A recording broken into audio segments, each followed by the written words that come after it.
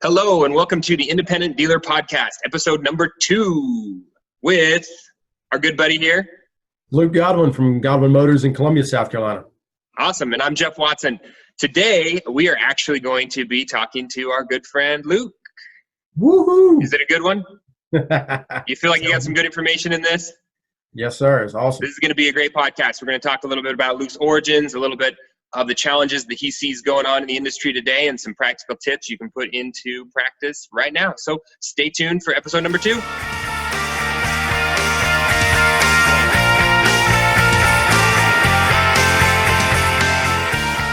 Okay, so here we are with Mr. Luke Godwin of Godwin Motors, right? Yes, sir. Awesome. And where are you guys based out of? Columbia, South Carolina.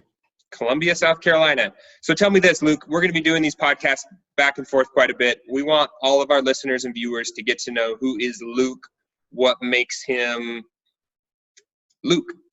How about you, Jeff? We got to know what you are too, buddy. Yeah, we'll get to that one. That'll come later. But no, tell me just real quick, how did you get into the car business, and what keeps you here? It goes way back, man. My grandfather was a dealer. He got into the car business in about 1950.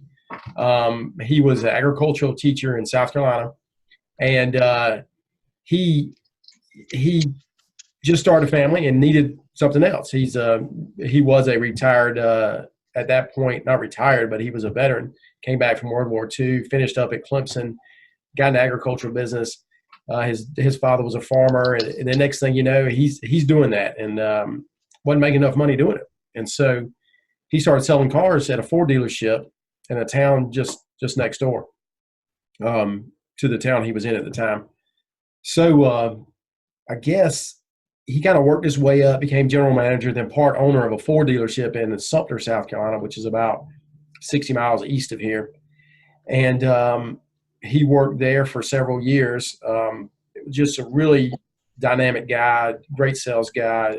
Probably not much of what we would call a store manager at this point, but more of a just sales manager. But he was so good at sales, he became general manager, part owner. Mm-hmm. Well, Ford at that point was essentially giving out spots and franchises, yeah. Right, and they promised him one. And so he got, I think in 1974, got the point in Winsboro, South Carolina, which is about 20 miles north of where we are now. And he loved it. But unfortunately, the prior owner to that dealership was not very good. He was, just a bad operator. Didn't take care of his customers. Backdoor deals, just what you would find your typical, the way most people would think of a car dealer. Yeah. So it was a hard road. He didn't have a lot of capital, and we all know it's a capital intense business. And he just struggled. And then the recession of the late 70s, gas shortage and all came. And finally in 81, my grandfather had to shut down. Mm-hmm. Then he went to work for someone else selling cars. So he did fine. But when he shut down, my dad grew up going to all of the Ford Sun School, the dealer Sun School. So he really had a good base on management and sales. And he opened our store in October of 1985. Mm-hmm. And that was an independent store, or that was a Ford franchise? Independent store. Okay. And it was right in the middle of all the new car stores in South Carolina, where we're located today. There used to be 10 new car stores within a half a mile. Mm-hmm. Fortunately, there's 0 now. But, in 85, it was where you needed to be. And he was selling cars, really cheap cars. He, $900, $1,200, $1,500 car. Yeah. Paying $200-$300 for. And, whenever somebody gets into the car business, the next thing you do is you want to sell a little higher price car. I want to sell a newer car, so he started doing that, and the local not credit unions, but the local stores around here not stores, but the local finance companies around here. He just found it was getting harder and harder to get these people financed. Mm-hmm. And so just a couple of years after he started financing his own paper. Mm-hmm. And we were probably at the time one of a handful of people that did it in Columbia, South Carolina. And now we're the oldest buy here, pay here store in Columbia, South Carolina, if not in the whole state. Mm-hmm. We've been around doing it longer than anybody. But we were in the same location from 85 until 2011. Mm-hmm. We bought the property we're at now in 2011 it was an old Nissan store. Mm-hmm. We've upfitted it, built a couple buildings, and so we've been here since then. And so your dad started it, got into the buy here, pay here in the late 80s, and you came in. I mean, is this something you grew up at the lot? Were you detailing? Were you lot porting? I mean, has this been Luke's trajectory his whole life, or was this kind of a roundabout? I went to college, I graduated, I went and worked for Bain Capital and came back here. So a little of both. Okay. So in 85, I was 6 or 7 years old. So most every weekend I was down here washing cars. Mm-hmm. And then I started working the summers probably after 6th grade or so. So I was 10 years old or so. I was working on cars. I was sanding cars, selling cars probably when I was 13 or 14. Mm-hmm. So I grew up in it all throughout high school. And then I did go to college. I went to South Carolina, which is only about an 8-minute drive from here. So I would go to school in the morning, work in the afternoon, Mm-hmm. work Saturdays, whatever we needed to do, that's what I did. We were at that time it was my dad, it was my uncle, who was our technician at the time. He quit in about 99 or 01. And then we had maybe a detail guy. That's all we had. So really small at the time. And I was, I'd planned to be a doctor. So I went to college. I have I have a biology degree and no business. Never took a business class, of course. So got out of college and I said, I'm going to take a year off before I go to med school. And during that year, I started working back in the dealership a little bit. And next thing I know, I'm stuck. And not stuck. It's been great. Yeah. That car bug bit you. Now tell me this, Luke. Is it you come in, you're running a buy here, pay here store, right? Now, do you look at it, or I'm curious, are you hooked on it because of the love of cars, or are you hooked on it because of the love of the bank or the financing side? Like, I think there's two very distinct sides in a dealership, especially a buy here, pay here. Some people look at it as a good business model. Some people look at it as good business. They just like cars. Cars are a necessary evil. We're a finance company. We're a service company, and we're a finance company is what we are. Mm-hmm. And we are somewhat of a car dealership, but we're not the normal car dealership. Right. So I love cars. I love classic cars. I love cars that I can't afford. But your regular old car, I can care less about. Yeah, right. Yeah, just kind of a ticking time bomb, I like to call it. Oh my gosh, yeah. And the manufacturers make me so angry. So that leads me into my next question for you, Luke. Tell us this: as an independent dealer, you grew up in the space. You're definitely heavy in it. What do you see is the biggest challenge today, or what would you like to see, change, or what do you see as the biggest hurdle for the independent dealers? The buy here, pay here space, the biggest challenge is capital, because you can outgrow your money so fast. And I see that it's capital and it's people capital as well. The biggest, we as buy here, pay here stores, or even used car dealers in general, sometimes you have this stigma, and it's hard to get, it's not hard, but it's harder than it should be to get really great people working for you. We're lucky that I've been able to find those people, but it's the money capital in the buy here, pay here space that's hard, and it's making sure you get the right people in the right places is the hardest thing. Okay, getting the right folks in the right seats. how do you feel like as a new dealer coming into it or an independent dealer stepping into it? Do you feel like those are going to be the two obstacles they feel like they need to have their hands on the most as well? So say you're brand new and you're thinking, hey, I see these guys making great interest doing loans on vehicles. I want to get into it. You know, in the buy here, pay here space, I don't see how you could do it. I don't see how you could start this business from scratch without having worked in one or having a banking background that allows you access to the money. Because let's face it, you know, to start this business today, you're going to need a minimum of $2 million. Yeah, and that's to do it on that, and that's to do it on the small end. Mm-hmm. So I don't see how, and I think that's the thing that goes with when you see drive time in it heavy, and you see U.S. auto sales around here, Mm-hmm. American Car Center, these big stores, these big money back stores through private capital or hedge funds or venture capital, whatever. It's making it hard for all of us to operate, and it's going to make it almost impossible for a new person to start a buy here pay here store, in my opinion.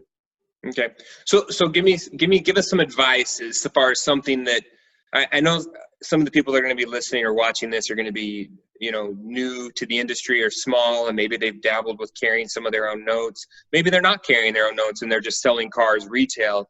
Give us do you have a couple of maybe suggestions or tips that these guys should implement as soon as possible? The number one thing is buying the right car, and so you have to have some education in the purchasing of vehicles and in the operation of vehicles.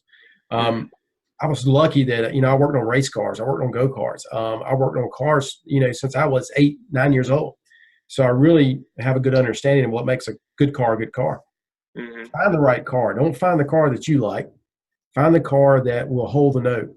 And if that means starting out with 10 notes on cars that were more expensive but better cars, then that's what you do. You don't, if it means buying, 5 $3,000 cars instead of 100, not 100, but instead of buying $15,000 cars, and that's what you needed, because the car makes the loan, and if you can't figure that out, your repos are going to outrun your sales.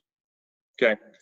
And then from a cash standpoint, I think a lot of new dealers would look at that and say, oh man, that's scary. I can buy here, pay here. I'm fine carrying the note on a car that I'm into at $1,000. And that's okay. That's comfortable for me because I'm going to get $1,000 down and I'm going to have no money on the street. Now, does that model still hold where people are getting out of the car, dealers are getting out of the car cash wise from day one? Do you see that happening still in areas? I don't see how it can work. A few things, and my 20 group always gets on me about this, but I don't see how you can get $1,000 down on a $1,000 car. Number one, because you can come to me and put $1,000 down and get a car that's going to, it's a $10,000 car retail wise. Right. And it's one that I probably have I have $6,000 in. So it's, you can go somewhere else and get a better car. But there are probably pockets in the country where that model still works. Small towns that people aren't having to, the Southeast, I would say is probably the car capital of the U.S. Prices are probably higher than anywhere else. So it would be tough here. I mean, $1,000 car, man, I don't see how it makes 3 months, right. Much you less. got two factors, I think, playing against those people is A, there's not $1,000 car out there that's worth anything, just those don't exist anymore. And B, you've got dealers that will take $1,000 down and carry you on a $10,000 car because of competition, because of the way it is right now. Yeah, with the exclusion of those that are in the smaller markets where they don't have the competition and it is what it is, Yep. I think that's one thing, and back to your first point about dealers that want to get into buy here, pay here need to be careful that they are looking for cars that fit the program, not cars that they like. I think as car guys, you can fall in love with a certain vehicle, a certain make and model, or a certain, and you're trying to push onto the customer what you like, as Yeah. opposed to paying attention to what they like and what's actually going to make for a successful buy here, pay here loan. And I never go with what they like. What happens, though, it seems like, is you find a car that your customer really likes, and that's a good car. And when you find that it's like lightning in a bottle. When you find that car that works, that your customer likes, and is a really good car, man, that's exciting. We had a run of Honda Accords from 1987 to 1997 that arguably is one of the best cars ever put on the road. And that car, for a long time, you could buy it right. You could sell it. The customer liked it, and it stayed out for 24 months, 30 months with no problems, with 150,000 miles on it. So that was lightning in a bottle back then. And that doesn't always happen, but when it does, you need to hook onto it.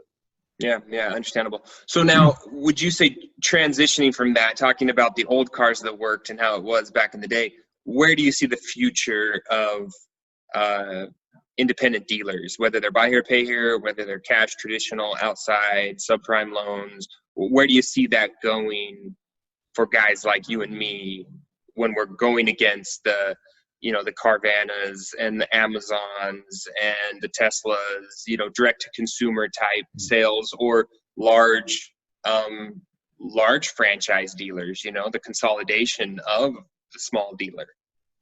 Man, I'll tell you, it's the last 5 years have been the toughest years to be an independent dealer. The toughest that I've seen, in 20 years. And it don't get me wrong, it's been easy before. The last 5 years, not easy. The internet has changed. It's changed everything. And luckily, I was an early adopter. 10 years ago or 12 years ago, when we listed our first car on eBay. Customers like to shop behind a computer, and so if you haven't accepted that yet, you're probably not going to be in business much longer. So the thing you and I need to look at is, what is that next thing that's changing the face of our business? Is that, a fleet of cars that we're able to service ourselves, and they go pick up a customer at their house and take them where they go? Is it shared ownership? What is it? I don't know. I think it's I think automated cars are going to make a difference. Now, it's probably 10 years out. Not that I think they're going to make a difference. They are going to make a difference. Is it something, as a buy here, pay here dealer? Do I own a fleet of, let's say I've got 1,000 accounts. Do I own 500 cars to service those 1,000 customers? So I think the model is going to go to something like that. And I don't think it's right around the corner, but I think it's something we need to have in the back of our mind. And when we see a shift from Uber doing it, or Lyft doing it, or Google doing it, or Apple doing it, whoever's going to do it, we've got to be prepared for that. And for that matter, that might be what Ford and GM are doing by going away from the sedans.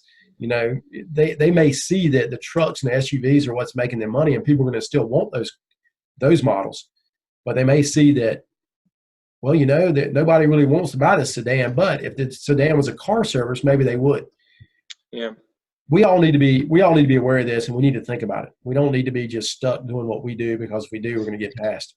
Yeah, it's the age-old adage: you got to put yourself out of business before someone else does. I think you got to be continually reinventing. And you look at, in the beginning there was the mom and pop bookstores, and then Barnes and Noble came in and put them out of business, and then Amazon came in and put them out of business, and someone's going to put Amazon out of business someday.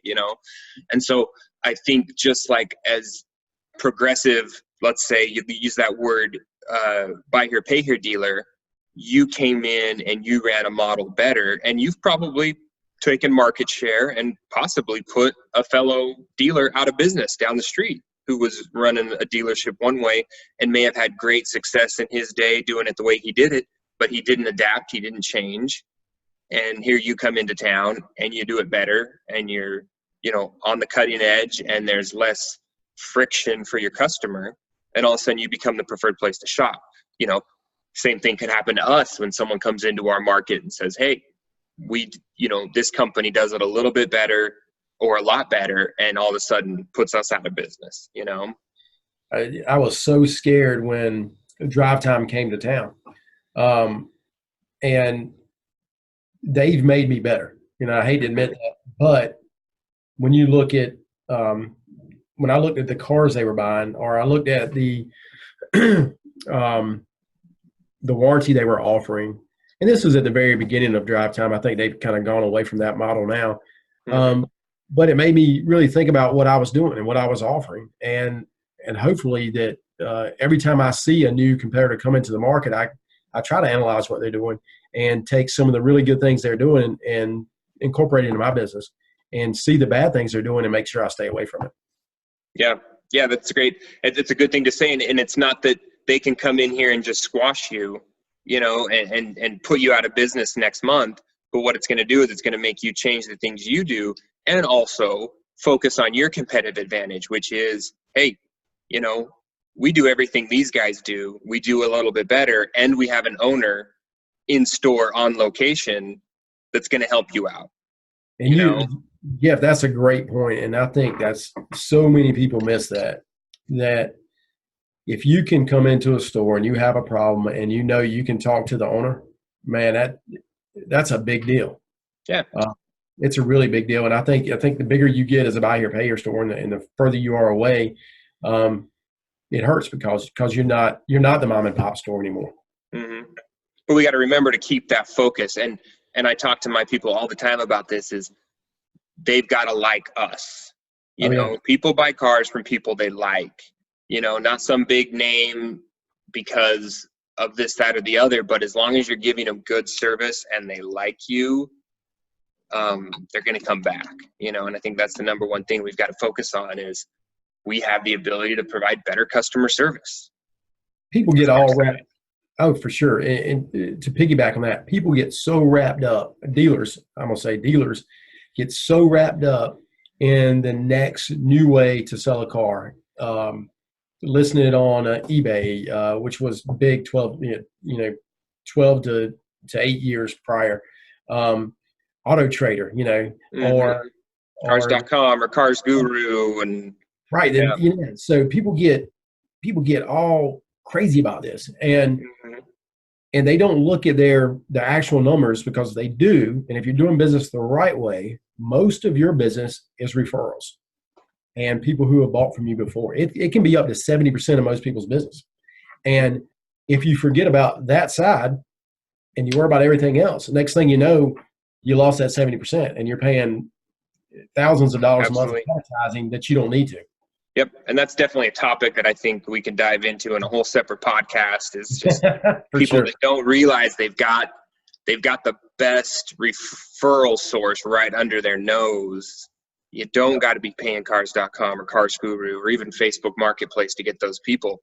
You've got a Rolodex of them right there in your keyboard. So, Luke, just to wrap this up, give us maybe, one practical tip that us as independent dealers can take and put into our business today. What can I do today when I hang up with this podcast, I get done at the gym, I get done with my drive, whatever it is I'm doing, that I can put into my dealership today? Meet with your staff. That is key, because you know how you want your store run. Mm-hmm.